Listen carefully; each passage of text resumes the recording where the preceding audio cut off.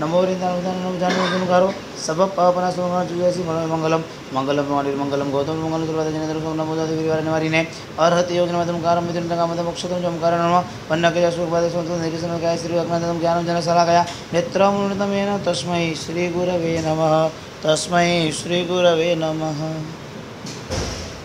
अनंत उपकारी अनंत कल्याण करनारा तारा तीर्थंकर सर्वमंगान महावीर स्वामीए आ संसार समुद्रથી તરવા માટે અને મોક્ષ સુખની પ્રાપ્તિ પ્રાપ્ત કરવા માટે ધર્મતીર્થની સ્થાપના કરી।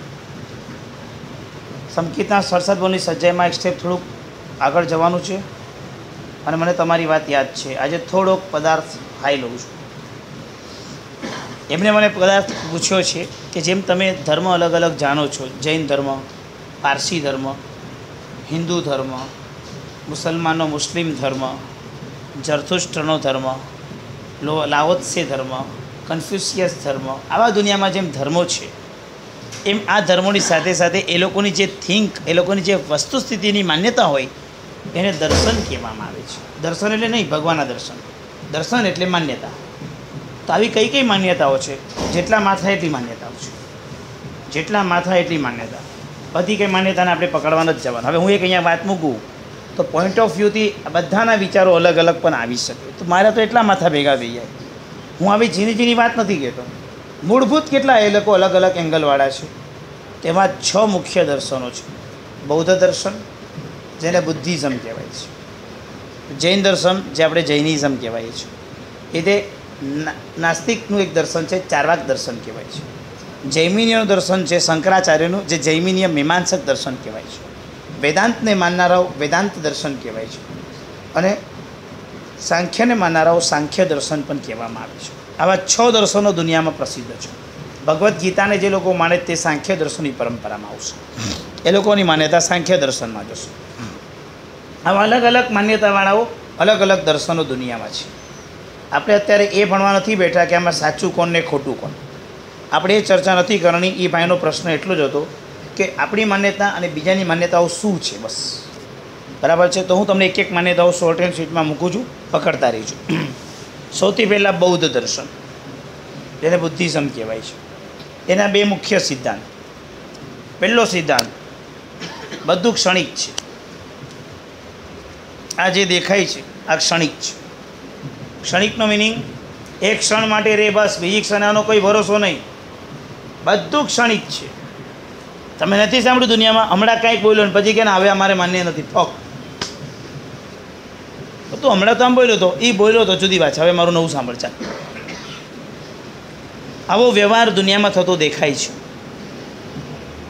દુનિયામાં પર્યાયો બધા ચાલે છે। બૌદ્ધ દર્શન પર્યાયવાદી છે।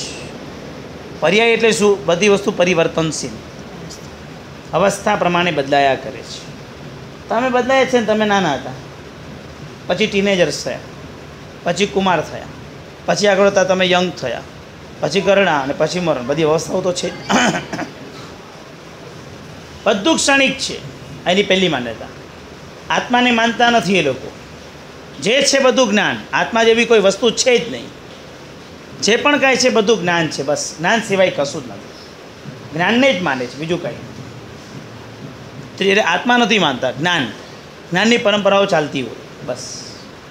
મન તમારું અત્યારે અહીંયા છે માટે તમારે આ ભાવમાં છો એવું કહેવાય છે। કાલે ઉઠીને તમારું મન આ બધું જ છોડીને બીજે જતા રહે, જેમ આપણે આ અહીંયાથી બધી લેસ્ટર જતા રહ્યા, તો આપણે બધા શું નક્કી કર્યું? હવે ગયા તો એક ઓછા, બીજું શું? ઓછા એટલે દિલથી નહીં, વ્યક્તિથી પાછું, હા એટલે દિલથી જોડાણ રાખ્યું પાછું। ત્યારબાદમાં તમને જુદા કર્યા, બહુથી મૂકશું તો ભાગી જશે પછી, એ કે અમે કાઢી મૂક્યા તો ગયા એમ। અમે તો એમ કીધું ફૂલ ગયું ને ફોરમ ગઈ, એમ નથી કીધું કે ઝાડ ગયું જગ્યા થઈ। બહુ સારા શબ્દમાં એમ વિચાર્યું તમે તો, પાછા આવી ગયા। પણ બહુ તો એમ જ કે ગયું તે ગયું, ગઈ ગુજરી વાપીસ નહીં આતી, એ ગઈ, પર્યાય બદલાઈ ગયો, વાત પતી ગઈ। બહુ બ્યુટિફુલ સિદ્ધાંત પણ છે, પણ ન બેસે એવો પણ સિદ્ધાંત છે। કારણ કે તમે બધું ક્ષણિક માનો તો વ્યવહાર જ કેવી રીતે ચાલશે? જમશે કોકને, ઠલે જશે કોક, બોલશે કોક અને વિચારશે કોક, પૈસા કોકને આપશો ને કોક પાસે લેવાના આવશે, બધા વ્યવહાર ભાંગી જાય। પણ એને બધો વ્યવહાર ન પકડો, એ કે વર્તમાનમાં જીવો, બસ ક્ષણિક છે બધું। ના, એનો નિસ્બત છે. કઈ રીતે નિસ્બત છે કે તમારી જ્ઞાનની પરંપરા અને તમારી કર્મની પરંપરાઓ ચાલે છે, પણ એ પરંપરાઓ જે ચાલે છે ને એનાથી અહીંયાનું કરેલું ત્યાં ભોગવો છો, પણ એ કોણ ભોગવે છે? મન ભોગવે છે, આત્મા નથી ભોગવતો.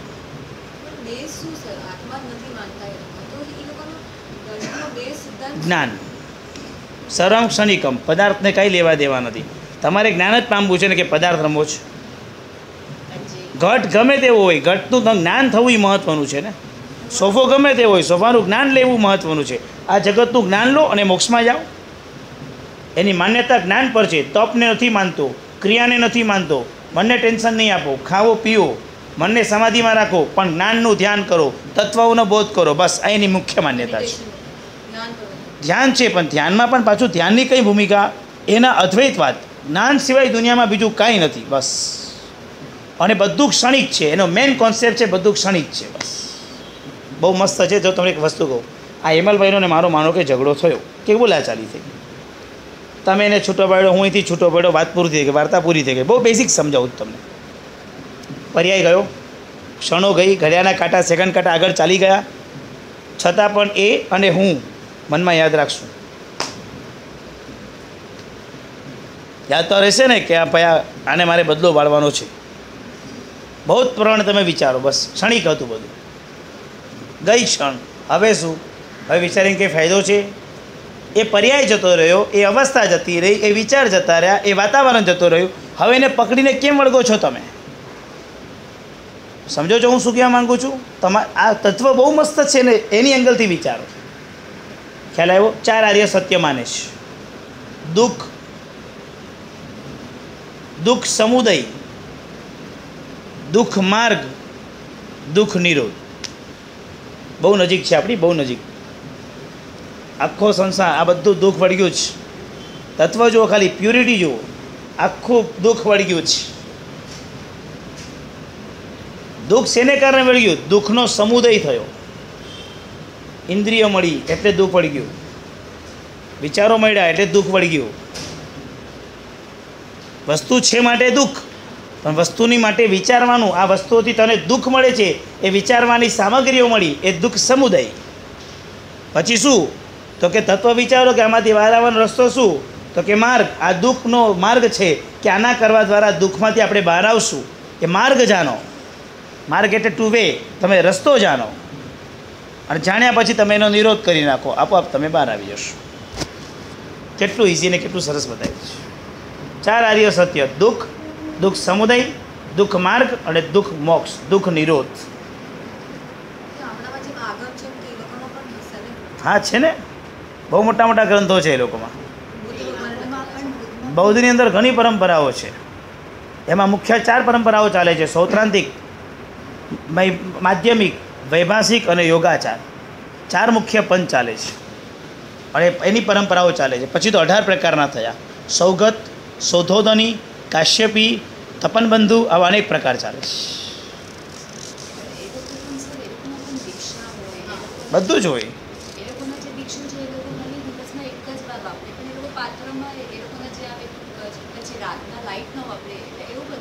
આપણામાંથી જ છૂટા પડ્યા છે. આપણામાંથી જ છૂટા પડ્યા છે. ઉપદેશમાં લોકો કહેતા હતા, સાહેબ તમારો ધર્મ પાડી શકાય એમ નથી. ત્યારે એમને કહ્યું છે કે બીજા બધા ધર્મો છે બહુ ઢીલા છે અને આ વીર પ્રભુનો ધર્મ છે બહુ હાર્ડ છે. આપણે વચલો માર્ગ કાઢીએ, જ્ઞાન પકડે, તપ ક્રિયા છોડીએ, આમ વચ્ચેથી છૂટા પડ્યા. માટે માધ્યમિક કહેવાયા. મધ્યમ એટલે મીડિયમ. મોક્ષ તો ક્યાંયથી પણ મળે. મોક્ષમાં તો બધા રસ્તા ખુલ્લા રાખ્યા જ, પણ બધી જગ્યાએ રાગ દ્વેષ ઘટે તો મોક્ષ મળે.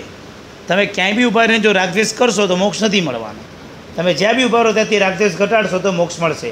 શ્વેતાંબર હોય, સ્થાનકવાસી હોય, તેરાપંથી હોય કે દિગંબર હોય, બરાબર. આમાંથી ખોટા કોણને સાચા કોણ કંઈ એનો વિવેક કરવાની જરૂર છે આપણે કાંઈ? જે કુળમાં જન્મ્યા કે જેને જે ગુરુ મળ્યા કે જેને જે આરાધના પાવી એ કરતા થાય. એક્ઝામ્પલ, ભલે આપણે જ્યાં જન્મ એનું આપણે પકડી રાખીએ, જુદી વસ્તુ છે, પણ આપણે કોઈને ખોટા કહેવાનો અધિકાર શું કામ? એ ત્યાં બેસીને બધું રાગદ્વેષ ઘટાડે તો એનું કલ્યાણ થવાનું જ કેમ? આખો એમ શું છે તમે આ ધર્મ કરો એનો? તો કે રાગદ્વેષ ઘટાડવા. હવે દાખલા તરીકે હું અહીંયા શ્વેતાંબરમાં બેઠો હોઉં અને એક્ઝામ્પલ આ સ્થાનક પાસે હોય, તેરાપંથી દિગંબર હોય, હું આ લોકોને તોડ્યા જ કરું, તમે ખોટા, તમે ખોટા, તમે ખોટા, હું જ સાચ. આનાથી મારો મોક્ષ થવાનો સાચું ખોટું શું પણ એ બી પ્રભુ મહાવીરના સંતો છે. એમને પણ એમના શાસ્ત્રમાં ખબર છે કે ભગવાનના માર્ગથી ઉત્સુત્ર બોલશું તો અમારો અનંત સંસાર વધશે. આચારના વિષયમાં થોડો મતભેદ હોય એને આપણે નહીં અડવાનું. જે મતભેદ છે એને વિચારવાની જરૂર નથી. બે દીકરાઓ સગામાના જૂઠા પડ્યા હોય તો ટીંડોળાનું શાક ખાય, ઓલો ભીંડાનું શાક ખાય, એમાં આપણે શું લેવા દેવા? પણ આખું નવ તત્વમાં કોઈ ખોટા નથી. બધા આ નવ તત્વમાં ને આ નવ તત્વ, આ પણ નવ તત્વ, આ પણ નવ તત્વ. આ બી ધર્માસ્થી કહે, આ બી ધર્માસ્થી કહે, આ બી ધર્માસ્થી કહે, આ બી ધર્માસ્થી કહે. આ પણ કર્મને માને, આ લોકો બી આમાં કાંઈ ફરક નથી. દાર્શનિક ચર્ચામાં ફરક નથી. તમે જે પણ મને વાત કરશો ને એ આચરણ પર વાત કરશો. આચરણમાં બધે ફરક હશે. દેવતા માનવામાં બધે ફરક હશે, આચરણમાં બધે ફરક હશે. આપણે આચરણની વાત નથી કરતા, આપણે દેવતાની વાત નથી કરતા. આપણે વાત કરીએ છીએ દાર્શનિક જગતની, કે એ લોકોના સિદ્ધાંતોની માન્યતા શું છે. હું પહેલાં બોલું છું, ખ્યાલ આવી ગયો બરાબર? તમે વિષય આચરણ પર લઈ ગયા છો. એકાશનું કરતા હોય પણ એ લોકોનું એકાશનું કેવું, આપણા મહાત્માનું એકાશનું એટલે આપણે એક ટાઈમ બેસીને વાપરવાનું. એમનું એકાશનું એવું છે કે એક વખત વોરવા જવા, પછી વાપરે આખા સવારથી સાંજ સુધીમાં. રાત્રિ ભોજન એ લોકો કરતા નથી. અંશો તો હવે તમે સમજી શકો છો, બહુ નજીકથી હવે તમે સમજી શકશો. સંતો પછી જનરલ દુનિયાના લોકોની વાત નથી કરતો, એ લોકોના સાધુની વાત કરી રહ્યો છું. સમજાવ્યું બરાબર? ના, નહીં વાપરે. સાધના કરવાની, ધ્યાન કરવાનું, સાધના સિદ્ધ કરવાની. એમના જે બધા પીટક હોય, પીટક ભણવાના, મોટા મોટા એના પીટકો આવે છે, બૌદ્ધાંડક કહેવાય બધા, એ ભણવાના. સ્વાધ્યાય કરવાનું, મનન મંથન કરવાનું. એ લોકોને વૈરાગ્ય પામવાના બે રસ્તા. એ લોકોને બે માન્યતા પર સતત ધ્યાન કરવાનું. બધું ક્ષણિક છે, બધું શૂન્ય છે. પહેલાં ક્ષણિકની આરાધના આવે ને પછી શૂન્યની આરાધના આવે છે. સરમ શૂન્યમ શૂન્યમ. બસ તમે મારી સામે બેઠા છો પણ મારે તમને કઈ રીતે જોવાના છે? બધું શૂન્ય છે.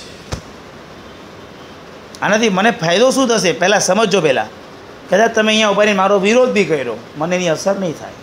હું તો તમને શૂન્ય માનીને ચાલું છું. મને અસર શું કામ થશે?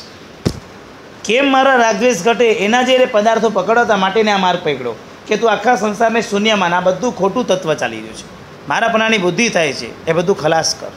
સરમ શૂન્યમ શૂન્યમ. આમ બે માન્યતા પકડી. સર્વમ ક્ષણિકમ ક્ષણિકમ. ક્ષણિક એટલે એક સેકન્ડ માટે રહે બસ. અરે સર્વમ શૂન્યમ શૂન્યમ. મારી સામે કાંઈ જ નથી. વારકેશ્વરની અમારા એક વિદ્યાર્થીના મમ્મીને દીકરા પર બહુ ગુસ્સો આવતો હતો. પછી એને કોઈએ કીધું હશે કે તું આ ડૉક્ટર પાસે બહુ સરસ સમજાવશે તો તને ફરક પડશે. એ ડૉક્ટર પાસે પહોંચ્યા છે બેન. ડૉક્ટર કંઈ મનના સાયકોલોજીના કંઈ સ્પેશિયલ કોઈ ડૉક્ટર હશે. એને કોમ્પ્યુટર પર એક એને બતાવ્યું કે બોલ આ ટ્રી બતાવ્યું, ઝાડ, કે આ ઝાડ કેટલું દેખાય? તો કે બિગ, બહુ મોટું દેખાય છે. કે આપણે આ ઝાડને 10મા ભાગે જોઈશું તો કેટલું દેખાશે? તો થોડુંક નાનું થયું 10મા ભાગે. કે હજુ આપણે એને 100મા ભાગે જોઈશું તો કેટલું દેખાશે? તો કે ઓર નાનું થયું. આપણે એને 1000મા ભાગે જોઈશું તો ઓર નાનું થયું. આપણે એને લાખમા ભાગે જોઈશું તો ઓર નાનું થયું. આપણે એને કરોડોના ભાગમાં જોઈશું તો બ્રેકઆઉટ. સમજાય બરાબર? એને આ દ્રષ્ટાંત સમજાવ્યું કે તારી સામે જે વ્યક્તિ છે ને એને તું આમ નહીં જો, એને તું અનંતમાં કરોડોમાં ભાગે જો, તને શૂન્ય દેખાશે. તારો ગુસ્સો ઘટી જશે. કસાયો તોડવાનો આ માર્ગ એને બતાવ્યો અને એને જોવાની થિંકિંગ ચાલુ કરી કે આ મારી સામે જે બધા બેઠા છે એ અનંતમાં ભાગે છે, કરોડોમાં ભાગે છે, કરોડોમાં ભાગે છે. કસાયો ઘટ્યા. ફરક શું છે? અંધો શું છે? ખ્યાલ આવ્યો બરાબર? પ્યોરિટી એ લોકોનું તત્વ એ આ જ રીતે ચાલે છે. બે જ પ્રમાણ માને પ્રત્યક્ષને અનુમાન, બીજું કાંઈ. બે જ સંબંધ માને તાદાત્મ્યને તદુત્પત્તિ, બીજું કાંઈ નહીં. બધું ક્ષણિક માને બસ. પણ વાસના સંક્રમ ચાલે છે. માટે તમને અત્યારે કાંઈ પણ થયું તે પછી તમને જે ઉદયમાં આવે એ તમારા અંદર પડેલા સંસ્કાર હોય એ સંસ્કાર જ્ઞાનમાં રહે અને નવી નવી ક્ષણે નવા નવા જ્ઞાનની અંદર એવા સંસ્કાર ઉત્પન્ન થતા જાય. માટે કોઈક ક્ષણે તમને જૂની વસ્તુનો સંસ્કાર પડેલો હોય એટલે યાદ થાય. બાકી જૂની કોઈ પરંપરા, આત્મા કે કશું જ ચાલતું નથી. એ લોકોની શાસનની અધિષ્ઠાયિકા દેવી તારા દેવી છે. એ તારા દેવીની આરાધના એ લોકો કરે છે. એ શાસન અધિષ્ઠાયક દેવી છે. તિબેટ બાજુના, ચાઇના બાજુમાં, બેંકોક બાજુમાં, મ્યાનમાર બાજુમાં આ ધર્મ ખૂબ વિસ્તૃત થયેલો છે. એના સંતો ખૂબ સાધકો છે. એ લોકો એટલી બધી સાધનાઓ કરે છે કે જેના માધ્યમથી એ લોકોને આકાશમાં ઉડવું ઇત્યાદિ રૂપ ઘણી શુદ્ધિઓ આજે પણ વિદ્યમાન છે. સમજાયું બરાબર? પણ એ લોકોના મુખ્ય તત્વ 4 આર્ય સત્ય, 12 સ્થાન, 2 પ્રમાણ અને આ એના મુખ્ય તત્વ છે. એના કરતાં સૌથી મોટું તત્વ યાદ રાખવાનું છે યત સત તત્ ક્ષણિકમ. દુનિયામાં જે પણ કાંઈ છે બધું ક્ષણિક છે. ટોટલ પર્યાયવાદી, બસ. Nothing do it. બીજું કાંઈ નહીં. નહીં, બહુ નજીક આપણી. આ જગત ઈશ્વર, જગતના કે પદાર્થો જ નથી માનવા, ઈશ્વરમાં ક્યાં માનવા જાય? કશું જ નહીં. એ પોતાને સર્વજ્ઞ કહેતા હતા અને ક્યાંક એમ કહ્યું છે એમને કે હું પોતે જેટલું જાણું છું હું સર્વજ્ઞ પરિપૂર્ણ છું, એવું બૌદ્ધે વ્યવહાર કર્યો છે. એકવાર બૌદ્ધના પગમાં વિહાર કરતાં કરતાં જતા હતા અને પગમાં કાંટો વાગ્યો. ત્યારે કોઈ શિષ્યએ પૂછ્યું, ગુરુજી આપણે કાંટો કેમ વાગ્યો? તેમણે જવાબ આપ્યો છે, આજથી 90 કલ્પ પહેલાં, એ લોકો કલ્પ શબ્દ વાપર્યો છે, 90 કલ્પ પહેલાં મેં એક જણે મારી ખૂન કર્યું હતું, મારી નાખ્યો હતો, એના વિપાક રૂપે મને ત્યારે કાંટો વાગ્યો છે. એટલે કર્મને માને છે, સિદ્ધાંત નક્કી થયો. ચાલે એવું. અને કહે છે હું જેટલું જાણું છું સંપૂર્ણ જાણું છું ને એટલું જ કેવળ જ્ઞાન છે. માતા પિતા, બેન, ભાઈ, બેન, મારો બિઝનેસ, મારો મોબાઈલ, આ બધા વ્યવહાર મિથ્યા છે. અમે મિથ્યા જ છે ને, પણ ખોટું શું છે? ક્યાં એ મેન છે આપણું સંસારિક વ્યવહાર છે બધો. એ કે છોડો, અંતર આવો બસ. એ કે તને સામે આ મોબાઈલ દેખાય કે ફોન દેખાય ને એને જોઈને તને ફોનનું જ્ઞાન થાય છે. ફોન ઇમ્પોર્ટન્ટ નથી, તને જ્ઞાન થવું ઇમ્પોર્ટન્ટ છે. જ્ઞાનને માન, એને નહીં માન. સમજાવ્યું બરાબર? કારણ કે તું આને માનવા જાય એટલે એ કેવું, કઈ કંપનીનું, કયો રાગ, પછી તને એમાં રાગ થાય છે. એટલે આપણે જે પકડવું છે નોલેજ, જ્ઞાન, એની જગ્યાએ આપણે એમાં જતા રહીએ છીએ. એટલે પદાર્થને ગૌણ કરે છે, પોતાની પ્યુરિટી વાપરે છે. આ બૌદ્ધ દર્શનની મુખ્ય માને. બેથી ગઈ. નંબર 2, સાંખ્ય દર્શન.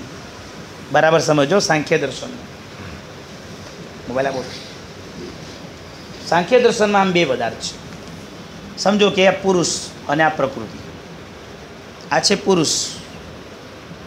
પુરુષ એટલે આત્મા, આ પ્રકૃતિ એટલે સંસાર. આ બંને અનાદિ અનંત કાળથી છે. બંને સેપરેટ છે, બંને સ્વતંત્ર છે, બંને એકબીજા સાથે મિક્સ નથી. આ જુદું છે, આ જુદું છે. આ સંપૂર્ણ 14 રાજલોકમાં વ્યાપ્ત છે. સંપૂર્ણ 14 રાજલોકમાં છે, કોઈ જગ્યાએ નથી એવું નથી. આ બી સંપૂર્ણ 14 રાજલોકમાં છે, પણ બંને સેપરેટ છે. અને આ બંનેની વચ્ચે જોડાણ કરનારા 3 તત્વ છે: સત્વ, રજસ અને તમસ. આ 3 પ્રકારની બુદ્ધિ કહેવાય છે. સત્વ, રજસ અને તમસ. તમસ એટલે તામસી, તીખી, ગુસ્સાવાળી. રાજસ એટલે અપ્રમત્ત, લોલુપી, લોભી, રાગવાળી. સાત્વિક એટલે સાત્વ, આનંદિત. 3 પ્રકારના ગુણ, 3 પ્રકારની બુદ્ધિ, વાયુ, પિત્ત, કફ, આ બધું આની સાથે રિલેટેડ છે. આપણા ધર્મમાં રાગ, દ્વેષને મોહ બોલાય. આયુર્વેદિકો વાત, પિત્ત, કફ બોલે. સાંખ્ય સત્વ, રજસ, તમસ બોલે. બધું એક જ છે.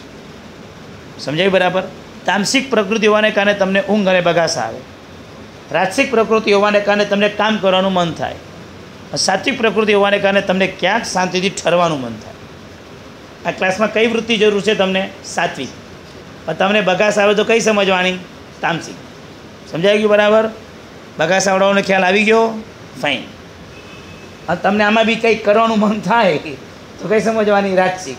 આ સાત્વિકનો ક્લાસ છે, આમાં રાજસિક તામસિક પ્રવૃત્તિઓ ન ચાલે. ખ્યાલ આવી ગયો? ક્લાસ પતે એટલે ક્યાં જવાનું? ઘરે. શું કરવાનું? ચિંતન. પછી શું કરવાનું? સૂઈ જવાનું. એ તામસિકમાં જવાનું. ઊંઘ નથી આવતી. જ્યાં ઊંઘવા જાય ત્યારે સાત્વિકમાં જતો રહે, જ્યાં સાત્વિકમાં આવે ત્યાં તામસિકમાં જતો રહે, તો લોચો થાય. 3 હોવું જોઈએ, પણ 3 ગમે ત્યારે ન હોવું જોઈએ. જે સમયે જેની મુખ્યતા હોય એ હોવું જોઈએ. ઊંઘવાના સમયે તામસિક હોવું જોઈએ, તો ઊંઘ થાય પૂરી. ખોવાવું જ્ઞાનમાં, સ્વાધ્યાયમાં, તપમાં, ધર્મમાં, બિઝનેસમાં, એ બધામાં આનંદ લેવાનો જ્યાં જે જગ્યાએ, ત્યારે સાત્વિક વૃત્તિ હોવી જોઈએ. જ્યાં તમારી કાર્યવાહી કરવાની છે સમયસર, ત્યાં તમારી રાજસિક પ્રકૃતિ હોવી જોઈએ. ઇનબિલ્ટ. આ 3ની અંદર આ 3 ગુણ વચ્ચે કામ કરે છે: સાત્વિક, રાજસિક, તામસિક. ઓકે? આ 3 ગુણથી જો તમે અતીત થઈ જશો, પર થઈ જશો, તમારો મોક્ષ. આ 3 ગુણ જ્યારે સામ્ય અવસ્થામાં હોય, બેલેન્સ. સામ્ય એટલે ઇક્વલ. આના પર્સન્ટેજ, આના પર્સન્ટેજ. આજે તમારી ઊંઘ પણ પરિપૂર્ણ થઈ, ટાઈમ પર કામ પણ થઈ ગયું, તો તમે સાત્વિકમાં રહેશો. ફાઇન. આજે તમારું કામ થયું નથી. રાજસિક પ્રમાણે તમારે જેટલા પેપર્સ બનાવવાના હતા લેપટોપ પર, તમે સફળ નથી થયા. રાજસિકે તમને તકલીફ કરી, 3 કલાકનું કામ તમારું કમ્પ્લીટ ન થયું. તમારા સાત્વિક અને તામસિક બગડી જશે. આજે આમાંથી એક પણ વ્યક્તિ ગરબડ કરશે, એક પણ બુદ્ધિ, એક પણ ગુણ ગરબડ કરશે, તો તમારા ઓલા ઇનબેલેન્સ થઈ જશે. એટલે ઊંઘ ખરાબ થશે. ઊંઘ સોરી, ઊંઘ બગડી એટલે તામસિક નારાજ થઈ જશે. એટલે તમને સાત્વિક આનંદમાં બી ઊંઘ આપશે. સમજાઈ ગયું? એક બેલેન્સ પણ આમાંથી તૂટી તો તમારું સંસાર ડિસ્ટર્બ. આ 3 ગુણ ઇક્વલ અવસ્થામાં રહેશે દરેક ન્યાય પ્રમાણે. આ સમજો કે આજે તમારી ઊંઘ પૂરી થઈ, આવતીકાલ તમારે સમયસર ઉઠી ગયા, એલાર્મ પહેલાં એક્ઝેક્ટ, તમને લાગે હું પૂરી રીતે ગજબ છે, ઉઠીને ફટાફટ તમે નાહી લીધું વગેરે બધું કરીને તરો બેસી ગયા, ટાઈમસર બધું તમારું થઈ ગયું, બધું ગોઠવાઈ ગયું, એન્જોય. આ તમને જો ફાવી ગયું તો તમે બધી ક્ષણોને આનંદ માણી શકશો.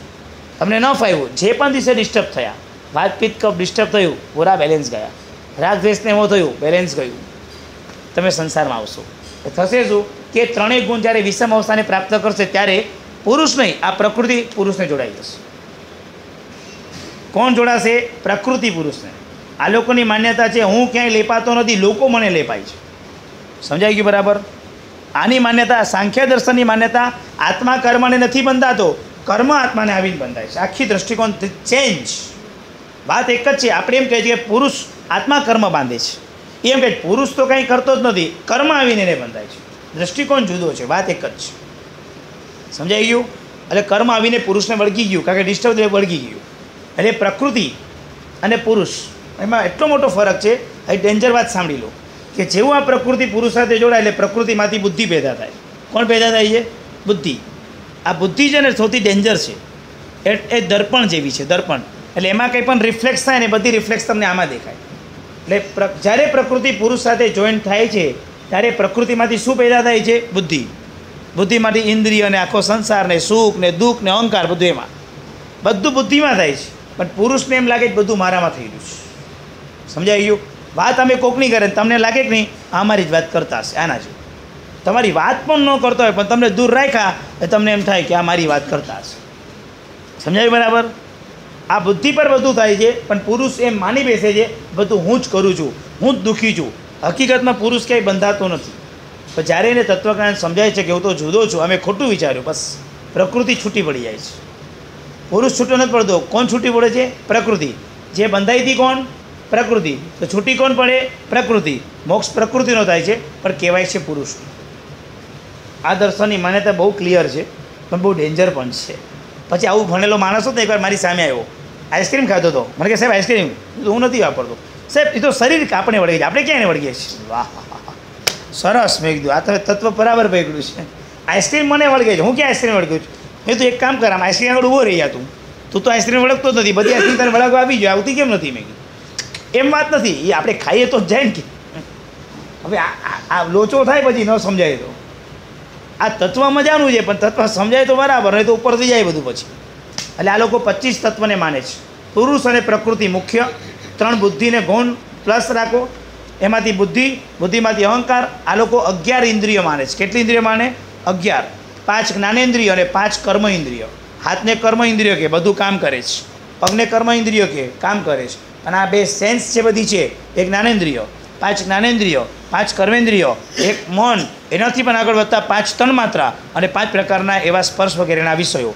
આવા એમ કરીને 25 તત્વો માને છે. તપ અને ક્રિયામાં માનતા નથી, ઓછું હતું, થાય એટલું કરો. કારણ કે તપ કરો એટલે તમારું મન શરીરમાં જોડાય છે, આત્મા સાધના થતી નથી. એટલે તપમાં આપણા જેવું સ્ટ્રોંગ જૈન દર્શન જેટલી શુદ્ધિ અને સૂક્ષ્મતા બીજે ક્યાંય કશે તમને નહીં મળે. પણ એ લોકો કહે છે કે એમાં શરીરને તું નહીં બગાડ, એ બધામાં તારું મન શરીરમાં જાય છે, ભૂલી જા, આ ચિંતન કર અને તત્વનું ચિંતન કરવાથી તારો મોક્ષ થઈ જશે. આ એની મુખ્ય માન્યતા છે. બૌદ્ધમાં પણ આવું જ થયું, બુદ્ધિઝમના બૌદ્ધની અંદર પણ આવું થયું. જ્યારે તત્વ બોધિની પ્રાપ્તિ કરવા માટે જ્યારે જાય છે, ગયા સ્ટેશન આંબલિકના ઝાડ નીચે પોતે બેસે છે, બેઠો બેઠો બેઠો બેઠો બેઠો 6 વર્ષ સુધી બેઠો, એનું મન સાધનામાં લાગતું નથી. ત્યારે આમ કોઈ આવી હશે, રાજાની રાણી, કુંવારી કોઈ પણ, હવે એનો નિયમ હતો કે કોઈ સંતને જમાડીને મારે જમવું, એટલે એને પોતે ત્યાં ઝાડને ઓલી દોરીને બધું બાંધ્યું પીપલના ઝાડ નીચે, અને પછી એને સંતને ભોજન જમવા માટે આપ્યું. તો બહુ ક્યાં સંત લાગે છે એટલે આપ્યું. જેવું એ પોતે સંતે એ ભોજન વાપર્યું અને ધ્યાન કર્યું તો ધ્યાનમાં મન લાગી ગયું. એટલે એને એમ લાગ્યું કે સાધના કે લીએ ભૂખા નહીં રહેવાનું, ખાઈને સાધના કરવાની, એને એવું લાગ્યું. સમજ્યા? પછી એ પોતે 6 વર્ષ સુધી સાધના કરે છે અને જ્યારે ઘરે જાય છે ત્યારે એની પત્ની પહેલો પ્રશ્ન કરે છે, ત્યારે એ જે જવાબ આપે, જવાબ જે સદ્વાદથી આપે છે, સદ્વાદ છોડી નથી આપતો, કારણ કે એને તત્વબોધિની પ્રાપ્તિ થઈ છે એટલા માટે. ત્યારે એને પૂછે છે એની પત્ની કે તમે જે મેળવ્યું એ તમે ઘરે બેઠા હો તો મળતે કે નહીં મળતે? તમે જે ત્યાં મેળવવા માટે ગયા તમે ઘરે બેઠા હો તો મળત કે નહીં મળત? ત્યારે એ પોતે કહે છે મળતે, કારણ કે ઝાડ પરથી તો કાંઈ ટપક્યું નથી, જે છે અંદરથી જ ખુલ્યું છે, તો કે મળતે. પણ ત્યાં ગયો માટે ખબર પડી કે આ મળ્યું અંદર, અહીંયા હોત તો ખબર પણ નહીં પડે ત્યાં ઉપર. સમજ્યા બરાબર? મળત પણ ખરી પણ ન પણ મળત, સ્યાદવાદ આપી દો. સમજાયું? આટલું પ્યોરિટીપૂર્વક સ્યાદવાદ આપ્યો અને પછી અનેક લોકોને ઉપદેશ એને પોતાની દ્રષ્ટિ અને પોતાના જ્ઞાનથી આપ્યા હતા. બેઠું બરાબર? બૌદ્ધ દર્શન પૂરું થયું, સાંખ્ય દર્શન પૂરું થયું. સાંખ્ય દર્શનવાળો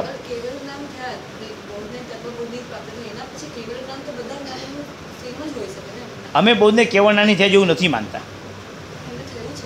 ના, કેવળનાન નથી થયું. એમ કહેતો તો મને જેટલું દેખાય છે એટલું પરિપૂર્ણ કેવળનાન છે. હકીકતમાં એનું કેવળનાન અધૂરું હતું અને જ્ઞાન ઘણું થયું હતું અને કેવડી સુધી નહોતા પહોંચી શક્યા.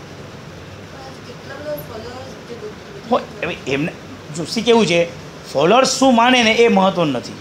અમિતાભના ફોલોઅર્સ બી અમિતાભને ભગવાન માને, તેટલા માટે અમિતાભને ભગવાન ન કહી દઈએ.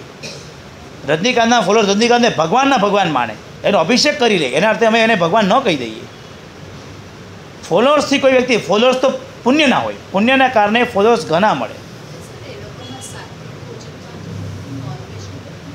એમાં એવું થયું કે પરંપરાઓ બહુ જુદી મળે છે કે સાધુના પાત્રમાં જ્યારે નીકળે તો સાધુ તો નિર્દોષ હોવાનું હોય, પાકેલું. તો કે સાધુને કોઈ નિર્દોષ નોનવેજ આપે તો એના માટે થોડી રાંધ્યું છે બોરાય.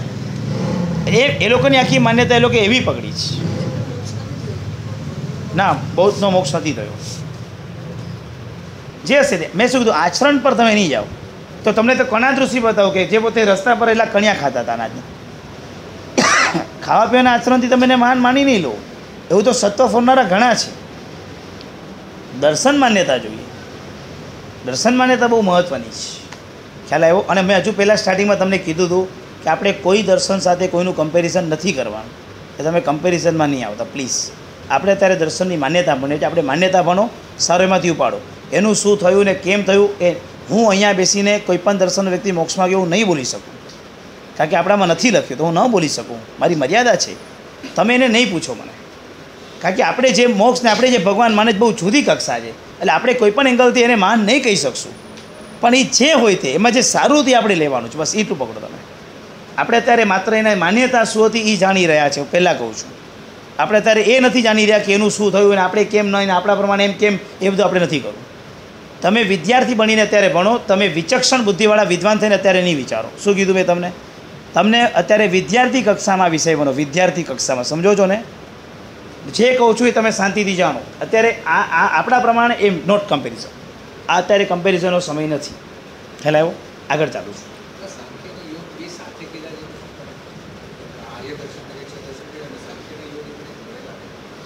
યોગ દર્શન તરીકે નૈયાયિક છે કે યોગ સ્પેશિયલ દર્શન લીધું છે? પાતંજલ યોગ. હા, પાતંજલ યોગ સાથે લીધું છે. પાતંજલ યોગ શાસ્ત્ર છે. પાતંજલ યોગ શાસ્ત્ર છે ને બહુ બ્યુટીફુલ છે ને. આપણે યશોજી મહારાજે એકલું યોગ દર્શન છે. હવે યોગ દર્શનનો બહુ મને ઊંડો અભ્યાસ નથી, પણ યોગ દર્શનવાળાઓ યોગ પર બહુ ઊંડા ગયા છે. પાતંજલ યોગ આપણને માન્ય છે. યોગની વ્યાખ્યામાં જબરદસ્ત વ્યાખ્યાઓ છે. એના પર આપણા મહાત્માએ ટીકા લખી છે. યોગ દ્રષ્ટિ સમુચ્ચય ઇત્યાદિ રૂપ. એટલે એ યોગ તો બહુ બ્યુટીફુલ લીધો છે. એને જે પરાકાષ્ઠા યોગની ખેંચી છે, અદ્ભુત ખેંચી છે, અદ્ભુત. એમાં તો કોઈ ના નથી. પણ મને યોગ દર્શનનો વિશેષ યોગથી સમુચ્ચય રૂપ બહુ જ છે. સ્થિરા, મિત્રા, તારા, દીપરા વગેરે દ્રષ્ટિરૂપ પણ બહુ બ્યુટીફુલ છે. મિથ્યાત્વ ગુણસ્થાનકની ઘણી કક્ષાઓ ગયા પછી પહેલી દ્રષ્ટિ આવે છે. એનાથી નીચેને જોઈને હમણાં પહેલાં વાત એ લોકો કરતા નથી. એ કક્ષા બધી બરાબર છે. બહુ ઊંચી વાત ને બહુ સરસ વાતો છે. એ દ્રષ્ટિમાં આપણે કઈ લેવલમાં શું એ આપણે હજુ વિચારી શકતા નથી, પણ આપણી કોશિશ પહેલી, બીજી, ત્રીજી, ચોથી દ્રષ્ટિમાં આવી જોઈએ. બસ એ મોટી વાત છે. બહુ ઊંચી વાત છે. સ્થિરા, તારા, બલા, દીપરા 14 ગુણસ્થાનક છે. એમાં પણ 14 ગુણસ્થાનક છે, પણ નામ જુદા છે. હિયમાન ને મહાયાન એવા એ લોકોના નામ છે. બધું જોઈન્ટેડ છે. જ્ઞાન માર્ગ, ગુણોનો ખોલવાનો માર્ગ બધામાં ટોપ પર છે. બધામાં. ખ્યાલ આવ્યો? એટલે એ તો હું તમને અત્યારે જનરલ સમજાવ્યું કે બધામાં કંઈક ને કંઈક સારી વસ્તુ છે. હવે ન્યાય દર્શન, નૈયાયિક દર્શન, જેના મુખ્ય ઋષિ અક્ષપાત ઋષિ હતા, ગૌતમ ઋષિ. શંકરને એ લોકો મુખ્ય ભગવાન માને છે, શંકર દેવતા. લગભગ બનારસનો પટ્ટો છે, ગંગાનો આખો પટ્ટો નૈયાયિક દર્શનથી ભરેલો છે. નૈયાયિક અને વૈશેષિક બે દર્શનો મુખ્ય છે. વૈશેષિક દર્શન નૈયાયિક જેવું ઇક્વલ છે, પણ વૈશેષિકમાં થોડોક ફરક છે, નૈયાયિકમાં થોડોક ફરક છે. નૈયાયિકોને 16 પદાર્થ છે. આપણે કેમ 9 તત્વો માની એમ નૈયાયિકોને 16 પદાર્થ છે, વૈશેષિકોને 7 પદાર્થ છે. આટલો ફરક છે. વૈશેષિક દર્શન કનાદ ઋષિથી થયું અને આ ગૌતમ ઋષિથી થયું. આટલો ફરક પડી ગયો. નૈયાયિક દર્શનની મુખ્ય માન્યતામાં એ લોકો આપણાથી બહુ નજદીક છે. નિત્ય પણ માને, અનિત્ય પણ માને, સામાન્ય પણ માને, વિશેષ પણ માને, સત પણ માને, અસત પણ માને. પણ ફરક શું છે? આપણે સ્યાદવાદની અંદર જે સામાન્ય એ જ વિશેષ, જે વિશેષ એ જ સામાન્ય, જે નિત્ય એ જ અનિત્ય, જે અનિત્ય એ જ નિત્ય, એમ બધું મિક્સ અને વિરોધી ધર્મ સાથે માને. એને પકડતા ના આવડે. એ કે ભાઈ જે અનિત્ય છે તેને અનિત્ય રાખો, જે નિત્ય છે તેને નિત્ય રાખો. આકાશ ક્યારેય તૂટતું નથી એટલે નિત્ય, આત્મા ક્યારેય તૂટતો નથી માટે નિત્ય, અને ઘટપટ તૂટે છે માટે અનિત્ય. આમ એટલે આપણે ઘટને નિત્યાનિત્ય માને ને આકાશને પણ નિત્યાનિત્ય માને. આપણી દ્રષ્ટિ એટલી ઊંચી છે, સ્યાદવાદ દ્રષ્ટિ ચાખી. એ દ્રષ્ટિથી વાત નથી કરતો, એકાંત દ્રષ્ટિ, બધું ભિન્ન એના દર્શનમાં. એની મુખ્ય માન્યતા 16 પદાર્થ, પ્રમાણ, પ્રમેય, સંસ્કૃતિ, વ્યવહાર, આ બધા એના 16 પદાર્થ. મુખ્યત્વે એની વાત કરવાનો, બસ વાત એટલે ચર્ચા વિચારણા કરવાની તો તત્વજ્ઞાન થાય. એની મેન વાત ચર્ચા વિચારણા કરો, બસ ચર્ચા વિચારણા કરીને નિચોડ લાવવાનો. ચર્ચા વિચારણામાં તમે ફસાઈ જાઓ તો છળ પણ કરવાનું. તમને ચીટિંગ કરતાં બી આવડવી જોઈએ, નીકળતા બી આવડવું જોઈએ, તમને નિગૃહિત કરતાં પણ આવડવું જોઈએ. એની બેન બધી સિદ્ધાંતોની વાતો એવી છે. એ લોકો આખા જગતનો કરતા ઈશ્વર માને છે. આ જગત કોને બનાવ્યું? ઈશ્વરે. સમજો કે મેં તમને લાફો ઠોક્યો તો હું તમને કહીશ આ ઈશ્વરની ઈચ્છા હતી, મારી ઈચ્છા નથી. ઈશ્વરની ઈચ્છાથી મેં આ બધું કામ કર્યું છે. એટલે એ લોકો તેમ કે અમે જે પણ કાંઈ કરીએ છીએ, અમે જે પણ કાંઈ વિચારીએ છીએ, કે અમે જે પણ કાંઈ પ્રયત્ન કરીએ છીએ, આ બધો ઈશ્વરનો જ પ્રયત્ન છે. એના વિના કશું જ થતું નથી. દુનિયામાં બધી ઘટ તો કુંભારે બનાવ્યો, આટલું મોટું બિલ્ડિંગ કડિયાએ બનાવ્યું, કોઈ લોહારનું વસ્તુ લોહારે બનાવી, તો પર્વત પણ કોકે તો બનાવ્યા હશે ને. તમે કોઈ વ્યક્તિને પર્વત બનાવતા જોયો છે ખરી? તમે કોઈ વ્યક્તિને નદી બનાવતા જોઈ ખરી? તમે કોઈ વ્યક્તિને દરિયો બનાવતા જોયો ખરી? નહીં. પણ એને બનાવનાર કોક તો છે જ. કોણ હશે એ? અમારો ઈશ્વરભાઈ અદૃશ્ય છે, ક્યારેય ધ્યેયમાં આવતો નથી, બધું એ જ કરે છે. બસ એને સમર્પિત થઈ જાઓ. વેદને પ્રમાણ માને. વેદ 4 વેદ, ઋગ્વેદ, યજુર્વેદ, અથર્વવેદ, સામવેદ, 4 વેદ પ્રમાણ. બસ વેદમાં જે લખ્યું તે ભગવાન બરાબર. એમાં લખ્યું હિંસા થાય તો હા થાય જ. એમાં લખ્યું પશુના પશુ વડે યજ્ઞ આપો તો પશુ આપી જ દેવાના, પછી વિચારવાનું નહીં. યજ્ઞમાં વેદમાં લખ્યું જ ને તો હતી. આમ આટલી એ લોકોની ભૂમિકા છે. સમજાય બરાબર? હજુ આગળ વધીએ. એ જે પદાર્થો માને જેમાં પાછા કયા પદાર્થો? દ્રવ્ય, ગુણ, કર્મ, સામાન્ય, વિશેષ, સમયનો અભાવ, આ 7 પદાર્થ માને છે. દ્રવ્ય, ગુણ, કર્મ, વૈશેષિક નહીં, એક બંને ભેગું ચાલે છે, ધ્યાન રાખજો. દ્રવ્ય, ગુણ, કર્મ, સામાન્ય, વિશેષ, સમવાય અને અભાવ, આ 7 પદાર્થો માને છે. બહુ અઘરું લાગે છે ને? હા, અભાવ હાડ જ છે, ચિંતા નહીં કરતા. અઘરું છે. આ ભાઈને પ્રશ્ન હતો એટલે જરાક એમને અહીં પૂછ, બાકી અઘરું છે. તો એ મેં જે તમને કીધું છે મેં જો તમને 0.1% કીધું છે, બાકી ઊંડું તો બહુ ઊંડું છે. આમ ઉપલબ્ધ ચાલ્યું છે. 7 પદાર્થ. પછી દ્રવ્યના 9 પ્રકાર: પૃથ્વી, જળ, તેજ, વાયુ, આકાશ, કાલ, દિશા, મન અને આત્મા. ગુણના 24 પ્રકારના ગુણ માને. રૂપ, રસ, ગંધ, સ્પર્શ, સંખ્યા, પરિમાણ, પૃથકત્વ, સંયોગ, વિભાગ, પરત્વ, પૃથકત્વ, સંયોગ, વિભાગ, આત્મા, દેશ, કાલ, આત્મા, ધર્મ, પુણ્ય, પાપ, રાગ, દ્વેષ, આ બધા એના ગુણ છે. કર્મ 5 પ્રકારના, સામાન્ય 2 પ્રકારનું, પર અને અપર, વિશેષ 1 પ્રકારનું પણ અનંત, અભાવના 5-4 પ્રકાર, આ બધા એના તત્વો છે. એ છોડો, આપણે બહુ નથી પકડવું. મેન એ લોકોની મુખ્ય માન્યતા આ જગત ઈશ્વરે બનાવ્યું. બસ કાશી મરનાથ મુક્તિ, સુરતના ખમણ, સુરતના જમણ અને કાશીનું મરણ. સમજી ગયા? જમણ ક્યાંનું યાદ રાખજો બરાબર. સુરત જાઓ ત્યારે ગુજરાત છે. સુરતી છો કે શું? ચલો નહીં રાખો, અમારે કે મુંબઈનું કાંત રાખવું. હાલો. કાશીનું મરણ, કાશી મરનાથ મુક્તિ, આવી વ્યવહાર છે. આજે પણ બનારસની અંદર સ્મશાનની અંદર 24 કલાક સ્મશાન ચાલુ રહે. એને ચીતી કહેવાય. ચીતી યજ્ઞમાં છે ને 2 પ્રકારના યજ્ઞકુંડ હોય. એક યજ્ઞકુંડ એવા હોય કે એક યજ્ઞ થાય એટલે તોડી નાખવાનું. પણ એક અમુક શંકરના મંદિરમાં યજ્ઞકુંડ એવા હોય કે જેમાં કાયમ માટે અગ્નિ સળગતો રહે.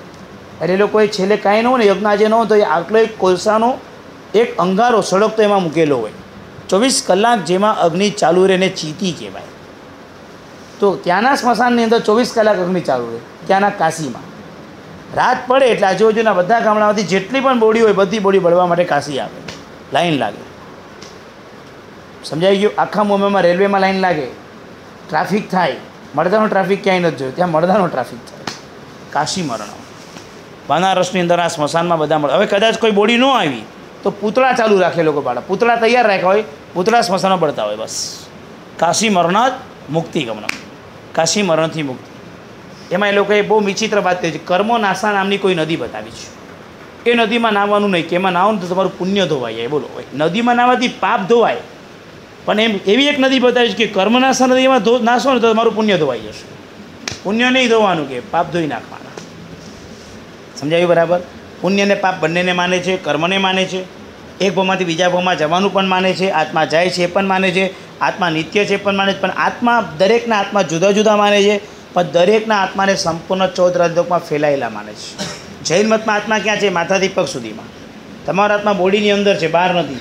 પણ જૈન આ લોકોના દર્શનમાં, માન્યતામાં તમારો આત્મા સંપૂર્ણ દુનિયામાં છે. આ બેનનો આત્મા અહીંયા પણ છે, પણ અહીંયા ટપલી મારીશ તો એને વાગશે નહીં, કારણ કે શરીર હોય ત્યાં જ વાગશે. પણ તમારો આત્મા અહીંયા પણ છે. પછી કે એના એમ મન થાય અહીંયા આવવું છે તો એ ત્યાંથી અહીંયા આમ ચાલતા ચાલતા આવશે, એની બોડી આવશે, એનું મન આવશે, અને આત્મા લઈને નહીં આવે છે. કે આ ભાઈ અહીંયા આવ્યા તો કપડાં ત્યાંય મૂકીને આવ્યા, અહીંયા લઈને આવ્યા. અહીંયા કપડાં રાખ્યા, ત્યાંય કપડાં રાખ્યા છે. અહીંયા આવ્યા તો અહીંયાના કપડાં પહેર્યા, અહીંથી જશે તો ત્યાંના પહેરશે. કપડાં લઈને નથી ફરતા, એ વ્યક્તિ જ ફર્યા કરીશ, બસ એના જેવું. આત્મા બધે રાખ્યો છે, અરે બધે ફરી શકાય છે. હવે આત્મા કેમ બધે રાખ્યો? એમાં એને લોજિક લગાવ્યું છે કે તમારું મન કેટલું દોડે છે. ઘડીકમાં તમે તાજમહેલ હો તો ઘડીકમાં તમે મદુરાઈ પહોંચી જાઓ, ઘડીકમાં તમે અમેરિકા ન્યુયોર્કમાં ફરો તો ઘડીકમાં તમે લાસ વેગાસમાં જુગાર રમ્યા આવો, ત્યાંથી ફરી બહાર નીકળો તો ઘડીકમાં તમે લંડન પહોંચો. એટલે કે આટલું દોડો તો તમે પહોંચશો ક્યારે? તો ત્યાં જ્ઞાન કેવી રીતે મળે? આત્મા હોય તો જ્ઞાન મળે. એટલે આત્મા બધે જ, મન જ્યાં કનેક્ટ થાય ત્યાંથી કામ કરવા લાગે છે, એટલે આત્માને વ્યાપી માન્યો છે. અને આપણે એમ કહીએ છીએ કે મનમાં એ સંસ્કાર પડ્યા હોય ને એટલે અહીંયાથી કામ થાય, ત્યાં ન જવું પડે. આ બધું અહીંયા સ્ટોર થયું હોય, ત્યાં જઈને કરવાની જરૂર નથી. પણ એના માટે કેવું, જ્યાં તમારે યાદ કરવું હોય મને ત્યાં પહોંચીને ટચ થવાનું, એ તમને અહીંયા આગળ ક્લિક થાય. સમજાય બરાબર? જો તમને એમ થાય કે અત્યારે વાસુદેવ દાદાના દેરાસરમાં શું હશે, તમારે મન ત્યાં લઈ જવાનું અને ત્યાં ટચ કરવાનું. અને આપણને શું કહે ભગવાન કે તે દર્શનો જે કર્યા ને એ વિચારો તારામાં સ્ટોર છે, તો એને બહાર લાવ, મન ત્યાં સ્થિર કર, તને જવાબ મળશે. એ ત્યાં ગયો, આપણે અહીંયા બેઠા બેઠા ત્યાંનું સ્મરણ કર્યું. ડિફરન્સ સમજાઈ ગયો બરાબર? ખ્યાલ આવ્યો ને? અહીંયા એકનું બેઠું. અને એ સિવાય 4 પ્રમાણ માને છે: પ્રત્યક્ષ, અનુમાન, ઉપમાન અને શબ્દ. 4 પ્રમાણ માને છે. બહુ પરફેક્ટ વાત કરે, બધાને બરાબર સમજાવવાનું, એક પણ વસ્તુ ઓછી ન લાગવી જોઈએ. આ બધી એ લોકોની માન્યતા છે. હવે લોકો બનારસમાં મેજોરિટી રહે છે. તર્ક સંગ્રહ, મુક્તાવલી, વ્યાપ્તિ પંચક, સિદ્ધાંત લક્ષણ, સામાન્ય નિરુક્તિ, અવચ્છેદક નિરુક્તિ, પક્ષતા નિરૂપણ, આ બધા એ લોકોના મુખ્ય ગ્રંથો છે. તર્ક રહસ્ય દીપિકા, આ બધા કુસુમાંજલિ, કુસુમાવતારિકા, આ બધા ગ્રંથોનો અભ્યાસ કરવાથી એમાં તલસ્પર્શી અભ્યાસ થાય છે. બુદ્ધિ જબરદસ્ત. એ લોકોની બુદ્ધિને હું તમને 1-2 દ્રષ્ટાંત આપું. એ લોકોની બુદ્ધિ મને બહુ ગમી. એ લોકોની જે ક્ષયપસમ છે, શાયદ મારો તો એ લોકોના અનંતમાં ભાગે પણ નથી, એટલો ક્ષયપસમ. 3 વર્ષની નાનકડી વયમાં રઘુનાથ શિરોમણી નામનો દીકરો, બાપ નથી, પિતાજી ઓફ થઈ ગયા છે. મમ્મીએ કીધું, બેટા જે યજ્ઞશાલામાંથી અગ્નિ લેવો, ઘરે કામ છે. યજ્ઞશાલામાં અગ્નિ લેવા માટે જ્યારે પોતે જાય છે, અને તે વખતે પોતે યજ્ઞશાલામાં જેવો પહોંચ્યો ત્યારે અગ્નિ સળગતો હતો. વાસણ લીધા આગળ ગયો હતો, એટલે એને અહીંયા આગળ ગુરુ ભણાવતા હતા. અહીંયા એક ગુરુનો છોકરો તોફાની ત્યાં ઊભો હતો અને કે મને આમાંથી અગ્નિ આપો ને, મમ્મીએ મંગાવ્યો છે. છોકરાને મજાક સૂજી કે હાથમાં તપેલું નથી, એટલે એક કામ કરવા દે, અંદરથી હાથમાં આપવા દે, હાથમાં દાજે કરી, એટલે ગરમ ગરમ ચીપિયાથી કોલસો કાઢો કે લે. 3 વર્ષની ઉંમરમાં એની બુદ્ધિ ચાલી ગયા તો દાજી જઈશ. નીચે રેતી પડી હતી, એટલે રેતી આમ કરી કીધું લાવ. હવે આ જે ઘટના બની, આ જે કક્ષા બની, એ કક્ષા એવી બની કે જે કક્ષાને કારણે ગુરુ જોઈ ગયા કે 3 વર્ષની ઉંમરમાં જો આની આ બુદ્ધિ પહોંચે છે કે ગરમ કોલસામાં બી રેતી મળવું જોઈએ, આ બુદ્ધિનો માર્ગ આને પકડવો પડશે. એની મમ્મીને બોલાવીને કહે છે, દીકરો સોંપ, મારે ભણાવવો છે. મમ્મી, સાહેબ પણ મારા દીકરાની 3 વર્ષની ઉંમર છે, ગમે તે હોય મને સોંપી દે, વાત પૂરી કર, ચાલ. ભણાવવા માટે બેસાડો અને પહેલો લખ્યો કક્કાનો ક, આલ્ફાબેટનો ક લખ્યો. સીધો પ્રશ્ન કર્યો કે આપને પહેલાં ક કેમ લખ્યો? હવે હજુ પહેલો દિવસ, હજુ પહેલો ક લખ્યો તો કે તમે પહેલાં ક જ કેમ લખ્યો? આવો પ્રશ્ન થયો હતો જિંદગીમાં કોઈ દિવસ? એને થયો હતો. તે વખતે ગુરુ બી વિચારતા આવી ગયા. પછી ગુરુ જવાબ આપ્યો કે કનો મિનિંગ થાય છે સુખ. સંસ્કૃતમાં કનો મિનિંગ સુખ થાય, કે આખી દુનિયા સુખને ચંકે છે, માટે ક પહેલાં લખો. તે બાજુમાં ખ કેમ લખ્યો? સેકન્ડ ક્વેશ્ચન આમ તો ખનો મિનિંગ થાય છે દુઃખ, સુખ પછી હંમેશા દુઃખ આવે માટે ખ બાજુમાં લખ્યો છે. આમ ગુરુ જવાબ આપતા જાય. ગુરુ પાસે ભણીને ત્યાં ન્યાય દર્શનમાં તો એવું ન હોય કે ગુરુ પાસે ભણે એટલે આમ નમતા રહેવાનું. એને 2, 3, 5, 6, 7 વિષયમાં ગુરુ સાથે એને ચર્ચા પડી, એને ન બેઠી મગજમાં. એટલે ગુરુ સાથે ચર્ચા કરી, ગુરુની હાર થઈ. ગુરુએ કીધું તું મારા ગુરુ પાસે જા, એ તને જવાબ આપશે. એમના ગુરુ હતા પક્ષધર મિશ્ર, અહીંયા જવાનું. એ પક્ષધર મિશ્રનો નિયમ કે મારા 10 શિષ્યને હરાવતા મારી પાસે આવે પછી હું ચર્ચા કરીશ. 10 શિષ્યને હરાવતા દાદા ગુરુ પાસે બેઠો, દાદા ગુરુ હારી ગયા, જવાબ ના આપીશ. આ બુદ્ધિ. અને એને ગ્રંથ લખ્યો સિદ્ધાંત લક્ષણ, અદ્ભુત. એના નીચે જાગદીશી તર્કાલંકાર એને ખોલીને ટીકા બનાવી. એક જે પંડિતોના તમે ગ્રંથો જુઓ. મિત્રતા કેવી, એની સાથે મિત્ર ભણતો તો એકવાર ગંગા નદીના નાવડીમાં મળી ગયો કે ક્યાં ખોવાઈ ગયો તો દોસ્ત, તો કે હું ટીકા બનાવતો હતો. કઈ ટીકા બનાવી કે જો આ રે કાઢીને 150 પાનાની ટીકા બનાવી. દીદીતીએ કીધું કે દોસ્ત તું આ તારી ટીકા છાપતો નહીં, તું જો તારી આટલી સરસ ટીકા છાપીશ તો મારો ગ્રંથ કોઈ નહીં ભણે. ઓહો, એમાં શું છે, આટલી મજાની લખેલી ટીકા, આટલો અદ્ભુત ગ્રંથ ગંગામાં પધરાવી દીધો. આ કક્ષાની મિત્રતા હતી. કઈ કક્ષાએ જ્ઞાની હશે, વિચારો, કલ્પના કરો કઈ કક્ષા હશે આ લોકો. અન્નમ ભટ્ટાચાર્યના તરસચંદ્રના ગ્રંથો જુઓ તો ખરી, શું આખું દર્શન વર્ણવી દીધું છે. આખું 184 સૂત્રમાં આખી નૈયાયિક માન્યતા એક સાથે સેટ કરેલી છે. આટલી અદ્ભુત. એના પર ન્યાયબોધિની ટીકા, એના પર પદકૃત્ય ટીકા, અદ્ભુત ટીકાઓ. અને આખો જે તર્ક વિતર્ક, એમાં કઈ રીતે પકડવાનું, કઈ રીતે ચર્ચા કરવાની, એનો બેઝ ત્યાંથી ભણવો પડે છે. આજે બી મહાત્માને આ વિષયોને ઊંડાણ કરાવવી પડે છે. ન્યાય દર્શનના ગ્રંથોના આધારે મહાત્માને અભ્યાસ કરાવીને એમને એની નિપુણતા આપવી પડે. પછી આપણા ગ્રંથોમાં એમને પ્રવેશ કરાવવો પડે છે અમુક ટોપિક વિષયોમાં. આ ભણ્યા પછી, કારણ કે એનાથી વિચક્ષણ બુદ્ધિ પ્રાપ્ત કરવી પડે છે. સમજાય બરાબર? આ ન્યાયિક દર્શનના આવા વિદ્વાન ગુરુઓ, આવી વિદ્વતાઓ અને આવા વિચક્ષણ પુરુષો એ લોકો થયા છે. અને આવી વિદ્વતા એ લોકોએ પ્રાપ્ત કરી છે. સ્યાદ વાત ન પકડી શક્યા એ જુદી વાત છે. બાકી દર્શનો અને પદાર્થોની રજૂઆત, છણાવટ, સમજણ, નોલેજ અદ્ભુત. એમાં ના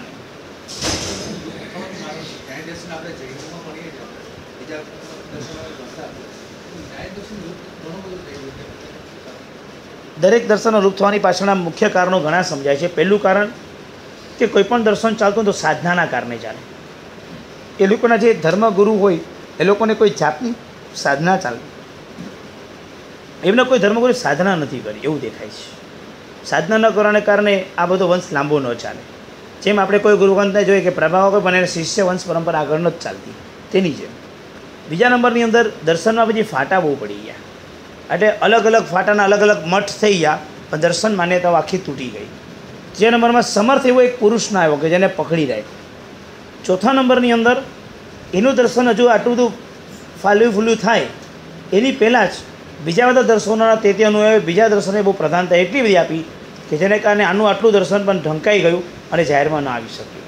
અને આ બધા કારણ સર્જે. છતાં બી અત્યારે બનારસ બાજુમાં આ દર્શનનો અભ્યાસ અત્યારે પણ ચાલુ. ગંગાના પટમાં 1200 મઠ છે. 1200 આના કેટલા 1200 અલગ અલગ મઠમાં લગભગ 501 મઠમાં આનો અભ્યાસ ચાલે છે. અને ધર્મગુરુ એટલા મળે છે. બને એ બાજુ બોમ્બે બાજુ આવજો, અહીંયા દર્શનની એટલી પ્રડતા ન રહી.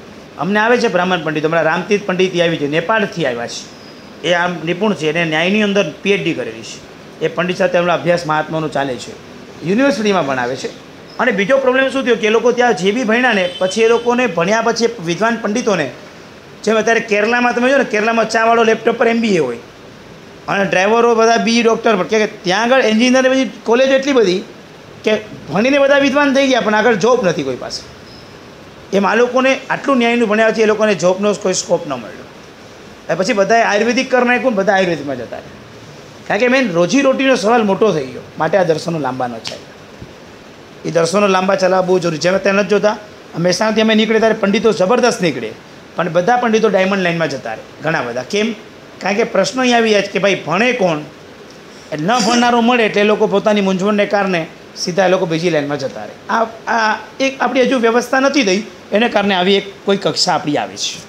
એટલે આજે આપણે 3 દર્શન ભણ્યા: બૌદ્ધ દર્શન, સાંખ્ય દર્શન અને નૈયાયિક વૈશેષિક દર્શન કમ્બાઈન. આટલા દર્શનનો આપણે અભ્યાસ કર્યો. નહીં, એમાં 2 છે, નિરીશ્વરવાદી અને શાશ્વરવાદી. નિરીશ્વરવાદી મુખ્ય છે, કારણ કે સાંખ્ય દર્શન એ મરીચીના થકી, કપિલ થકી પડેલું છે. ભગવાન મહાવીર સ્વામીનો ત્રીજો બહુ મરીચી, એનો શિષ્ય કપિલ, કપિલની પરંપરાથી દેવલોકમાંથી આવીને કપિલ પાસે આ પંથ સ્થપાવ્યો છે. ત્યાંથી એ લોકો ભગવદ્ ગીતાને બહુ પ્રધાન માને છે. જે લોકો ઈશ્વરને માને છે, કોઈ કૃષ્ણને માને છે, ઈશ્વરથી માટે કૃષ્ણને છોડીને ગીતા માને છે, વેદમાં માને છે ને ગીતાને માને છે. પણ ગીતાનું પ્રધાનતા એ લોકોમાં સખત છે. સત્વ રજસ તમસ એ 3 પર આખી બેલેન્સ જોરદાર છે. ત્રિગુણાતીત થવાની વાત બહુ ઊંડી છે. અને ખૂબ એ લોકોનો માર્ગ ઉભય કક્ષાએ હિંસા અહિંસા ઉભયાત્મક હોવા છતાં પણ હું કંઈ કરતો નથી, કરતાપણું ખલાસ કરવાનો જોરદાર છે. આપણે દરેક વસ્તુમાં કરતાપણું આવે છે. મેં કર્યું એનો માર્ગમાં સૌથી બેસ્ટ વસ્તુ લેવા જેવી હોય તો મેં ક્યાં કર્યું છે. ભગવાન આમ જે લોકોએ છોડ્યું છે ને કરતાપણું એ બહુ બ્યુટીફુલ. અહંકાર ખલાસ કર્યો છે. આગમ ગ્રંથ ગીતામાં જે લખ્યું તે પ્રમાણે કરીશ વચનમ તવ ગીતાના પદાર્થો માને છે. કૃષ્ણને માને છે, પણ કૃષ્ણ ઈશ્વર થઈ ગયા છે ને ઈશ્વરે જગત બનાવ્યું છે એમ નથી માનતા. એ અમારા એક સમર્થ વ્યક્તિ થયા છે. પ્રકૃતિ અનાદિકાળથી છે. અનાદિ અનંત નોટ સાદી અનંત. આપણે બી નથી માનતા ને ઈશ્વર એમ નથી. એટલે ઈશ્વર જગત કરતા નથી માનતા એમ. જગત શીખ્યું આટલું બધું. હવે બાકીના આવતા ક્લાસમાં આજે અઘરું પડ્યું હશે આજે થોડુંક, પણ ચિંતા નહીં કરતા. જે થોડુંક ઘણું સમજાયું. જેના નિચ્છાનુક્રમ સર્વ પ્રધાન ધર્મ જન્મ જ્યોતિ શાસ્ત્રમ. નેક્સ્ટ વીક આવતા સુકા સુધી કોઈએ પાપડ નહીં વાપરવાનો. એક દિવસ બસ યાર, એક દિવસ તો છોડો. પાપડ શું ફરક પડ્યો યાર. પાપડ